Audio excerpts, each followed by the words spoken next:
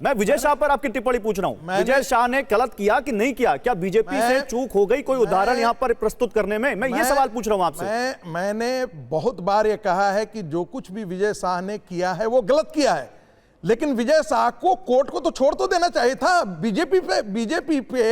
BJP को action लेने से पहले कोर्ट ने स्वतः संज्ञान ले लिया। अच्छी बात है, अब कोर्ट में वो मामला है। मैं तो उल्टे एक दूसरा प्रश्न कर रहा हूं, सुप्रीम कोर्ट दोहरा रवैया क्यों अपनाती है? एक मामला में स्वतः संज्ञान ले लेंगे, स्वतः संज्ञान ले लेंगे, और बाकी जगहों पर यदि जाति सूचक शब्द हो तो आप स्वतः संज्ञान नहीं ले। देश को तोड़ने वाला तो बात भी है। एक बात और ध्यान रखिए, यदि कोई कांग्रेस का संदीप दीक्षित कहता है कि आर्मी का जो अध्यक्ष है, आर्मी का सेनाध्यक्ष जो है वो सड़क छाप गुंडा है, आप उस पर कॉग्निजेंस क्यों नहीं लेते हैं भाई? यदि राहुल गांधी खून की दलाली शब्द का प्रयोग करते हैं तब आप क्यों नहीं स्वतः? तो आप ये कह रहे हैं कि विजय शाह के मामले का कॉग्निजेंस क्यों ले लिया कोर्ट ने? लार्जर पैमाने पर रक्षा दलाली जो बीजेपी का अध्यक्ष किया उस पर बोलिए ना संगीत रागी। ये तो हम कोर्ट के फैसलों पर सवाल उठा देंगे। कोर्ट ने ये फैसला क्यों दे दिया, वो फैसला क्यों दे दिया? मैं तो कह रहा हूं आप दीजिए, विजय शाह पर कीजिए, लेकिन बाकियों पर भी कर दीजिए। तो बाकियों पर आप सवाल उठाइए, लेकिन विजय शाह के मामले पर हम चुप क्यों हो जाते हैं? प्रोफेसर हारिस, उन्हीं के 10 सेकंड जल्दी मैंने सुप्रीम कोर्ट पर इसलिए सवाल उठाया कि जब टुकड़े टुकड़े गैंग का केस आया था, भारत तेरे टुकड़े होंगे इंशाअल्लाह इंशाअल्लाह, और ये सुप्रीम कोर्ट में वीडियो दिया गया था।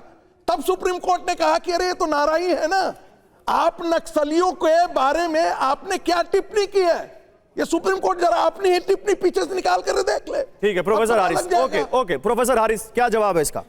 प्रोफेसर हारिस, इसमें जवाब की बात मुझे कुछ समझ में नहीं आती कि सवाल ही ऐसा है कि जवाब कुछ नहीं उसका। मैं पूछता हूं, जिस वक्त आप चिराग पासवान से आप जब मदद लेते हैं, जब वो आपकी सहयोगी पार्टी बनते हैं, तो उनकी पार्टी में कोई हिस्ट्री नहीं, चिराग पासवान पे मत बोलिए। मैं आपसे एक सवाल पूछ रहा हूं। नहीं, मैं आपसे प्रोफेसर चिराग पासवान पे मत बोलिए। जहां से प्रोफेसर रागी साहब ने बात की है, मैं वहीं से बात कर रहा हूं। तो उस वक्त इनको नजर नहीं आता कि उनकी पार्टी में हिस्ट्री शीटर्स थे और उनको हम अपना सहयोगी बना रहे हैं। लेकिन आज अगर एक जेन्युइन इशू पर जेन्युइन बात कहने की कोशिश कर रहे हैं तो उनकी पार्टी के में हिस्ट्री शीटर लोग हैं, इस वजह से उनकी बात को नकार दिया जाए। कितनी अजीब बात है। मैं खुद सवाल उठा रहा हूं कि भारत तेरे टुकड़े होंगे इंशाअल्लाह इंशाअल्लाह कौन सपोर्ट करता है? और आज भी मैं कहता हूं तहकीक करो, जो मुजरिम हो उसको सख्त सजा दो।